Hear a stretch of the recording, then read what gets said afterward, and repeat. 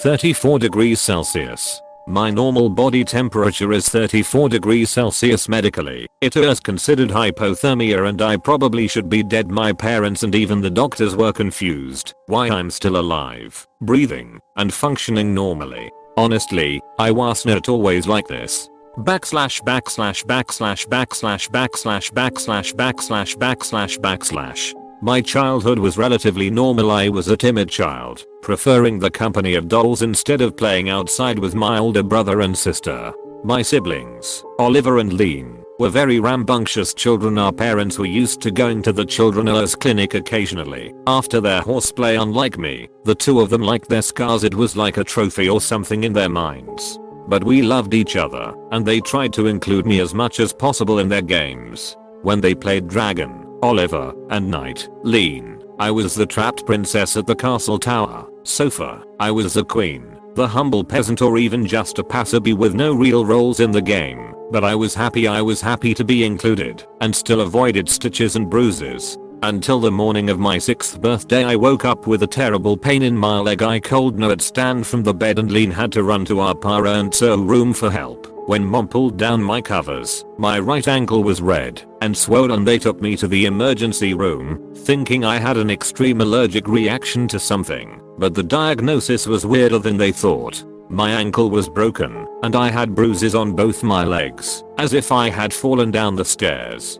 The doctors asked my parents if I did fall, but our house was a one-story bungalow type. There were no stairs or any high places I could have fallen from, and the injury was too recent that it could have only been possible a few hours before we went to my parents, my siblings, and even I was confused how it was possible. In the end, the doctors concluded that I might have fallen off my bed. They put a cast on me, and I got to stay home for the next couple of weeks. It was my first time to get a severe injury, and I did not like the feeling at all. I avoided joining my siblings' game after that, too afraid that I might get accidentally hit. Over the next few weeks, I stayed in my room with my dolls. One afternoon, as I was playing alone, I had a sudden pain in my right stomach. It was like a truck had hit me, and I could not breathe. Luckily, Oliver ran past our room on his way to get his baseball gear. He saw me lying on the carpet with my mouth wide open, trying to get as much air as possible. He called Mom, who was in the garden, and they rushed me to the hospital. I had a large bruise on my right stomach, and the x-ray showed the bone on my lower rib cage was fractured. I told the doctors I was alone when it happened. No one in my family had ever hit me. I do not think they believed it. Child Protective Services were called to investigate if there was any child abuse at home. Us kids stayed with our aunt while I healed, and our parents dealt with the investigation. I think it was Lean who planted the first seed of idea in my mind. Ariel, no. B. I got hit by a bull on my stomach. When you got that pain, maybe you're feeling the injuries. I get kind of like a twin thing, but with sisters. I am really sorry. In our childish minds, it made sense. We were too bonded, and I was too sensitive. The CPS investigation found no evidence of abuse in our home. My parents were good people who loved their children unconditionally. The three of us finally got to go home, and Lean promised to be more careful if I was indeed channeling her pain in some way. I did not get any more major injuries after that, but we noticed that I had a lot of random bruises on my body. Sometimes I even wake up with marks on my body like a cigarette burn.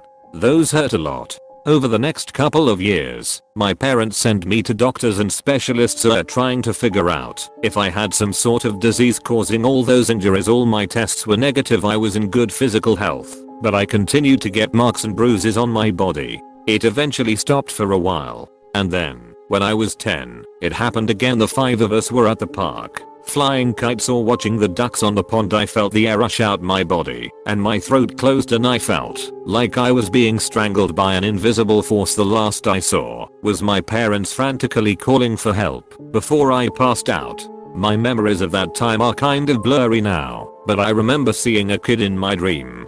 He was around my age, and he kind of looked like me, except that he was very skinny. He was limping, and he had bruises all over his face. He looked at me with the saddest brown eyes, or eyes that were eerily similar to mine. When I woke up, I was again at the hospital. It had become like a second home to me. My face and neck were swollen, and my throat was bone dry. I heard the doctors talking to my parents, saying words that did not make sense to me. strangulation, trauma on her face and neck, bruises similar to a thick rope around her neck and wrists, I just had an injury similar to a punching bag, and we had no idea why. Once again, CPS was called, but there were a lot of witnesses at the park that day. They all said that I randomly started choking, with no external force whatsoever. The bruises also started appearing while I was unconscious, and the paramedics were trying to save me. I felt very afraid there was an unseen force trying to hurt me, or even kill me. My parents sent me to more doctors. They thought I might have epilepsy or mental disorder, and that I might have been subconsciously hurting myself. I was homeschooled, and my parents took turns watching me sleep at night. When I turned 13, my parents decided to tell me the truth about myself. They thought that it might help understand all the things that were happening to me. They sat the three of us down and told me, Arabia, we love you, your brother and sister love you, and we always will, even if we do not share the same blood. I was adopted. My biological mother and I were found living on the streets. When I was just a few months old, she was bruised, battered, half crazed and rambling about, leaving my other half behind. The Good Samaritans took us to an asylum, where she passed away shortly, and I was given to an orphanage.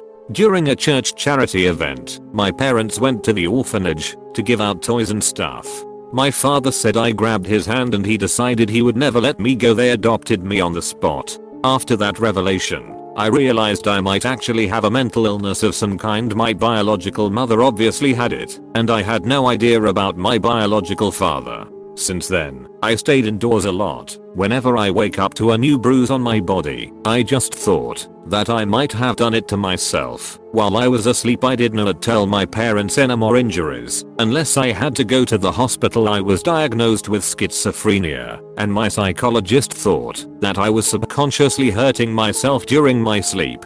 Still, I did not tell anyone about the boy I kept seeing in my dream as I grew up. He also grew in my mind. We began to look more like each other, but his injuries worsened. I felt a weird connection to that boy in my dream, and I felt sad whenever I woke up. The last major injury I had was when I was 16. I woke up in the middle of the night choking in my own blood. I could feel my lungs collapsing inside me with the little air I had. I screamed for Lean, and she woke up and immediately called 911 as she raced to get our parents. At the I felt pain like I never felt. Before I knew I was dying, the cold started at my fingertips, spreading like wildfire all over my body. It was cold and hot at the same time. I could not breathe, and my vision was tunneling. When the pain reached its limit, I passed out. I dreamed of the boy again, but he was brutally beaten. He was lying on the floor, and he kept whispering, Ryan, Rachel, Ryan, I woke up with fractured and broken rib cages, collapsed left lung, broken collarbone, swollen larynx, and multiple bruises on my arms and legs. I had multiple surgeries, and steel pins attached inside me. I had to be on 24/7 observation, and they constantly drain water collecting in my lungs.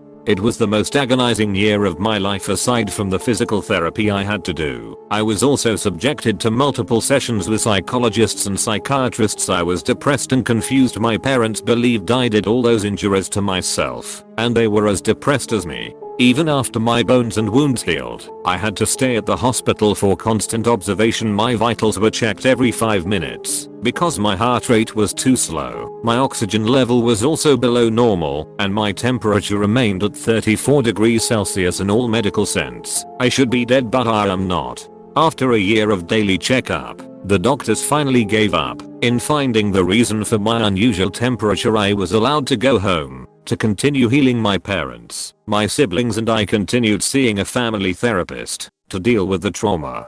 During one of the private sessions, I mentioned Lean's comment from so many years ago, how I was too sensitive to the pain of my siblings, and the therapist woke me up with this. Probably, and even though they are not your blood relative, your bond is still too strong. Yes, Lean and Oliver may be my siblings, but I was adopted. I should not have that kind of intimate connection to them, as Lean had said. It was a twin thing. When I turned 18, I told my parents that I would go and find my biological family. I wanted to understand where I came from and why those things happened to me. They were worried, of course, so Oliver decided to accompany me. We went to the orphanage, where I got to know my Mothra's name, Rosalie Evans, and the asylum where she passed away with a little help from my dad, who was a lawyer. I got Rosalia's medical records from the asylum. She was indeed a little crazy in the end, but the doctors believed it was the result of years of physical and mental abuse. Her body had a lot of bruises and scars from old beatings. I dug a little deeper into her life. She was involved in a lot of domestic abuse reports. It seemed her husband beat her a lot, and their neighbors would repeatedly report him. But at the station, Rosalie would always deny the abuse and gave excuses about her injuries. She was blindly in love with that bastard, and she would not leave him until the day her children were born. As I journeyed on to find my past, I was shocked by another revelation. I was a twin. I found my birth records using Rosalia's name, and found out my real name was Rachel Evans, and I had a twin brother, Ryan. At that moment, everything clicked in my mind. The boy in my dreams was my twin. The man I refused to acknowledge as my father was an abusive and disgusting excuse for a human being. My mother was able to run away with me, but could not bring my brother along. Ryan was left to be raised by that awful man, and he suffered all his life for it. I tried to find Ryan. I told Oliver that I wanted to save him, but I knew in my heart I was too late, and we never found where Ryan was buried. Probably somewhere in a pauper's grave. They moved a lot when he was still alive, so it was difficult to trace his life, but we found his medical records like our mother. He had many healed fractures and scars from years of abuse at 16. He died of internal bleeding from a collapsed lung after an altercation with his drunk father, who treated him like a punching bag all throughout his short life. Everything that happened to me was because of Ryan. Lynn was right. It was a twin thing. Every abuse and pain my brother felt, I felt, and when he died, I think a little part of me died too. I am just glad that when Ryan left this world, he took the bastard with him to the grave. I found his name too, but I do not feel like glorifying his memory in this post. He does not deserve that. All I will say is that he was found at a roadside, crazed and mumbling something about his dead kid haunting his dreams. They took him to the same asylum where my mother died, and he was found one morning hanging from the window. Years have passed since then. I have come to accept my weird past and my even weirder present. I was lucky to find a man who was as warm as I'm cold, and we are expecting twins in the summer. I think if I get boys, I'll name one of them Ryan, for the boy of my dreams and the brother I never got to know. Thanks for watching. Don't leave before leaving a like to this video to support my work. And as always, enjoy. Fear my dear.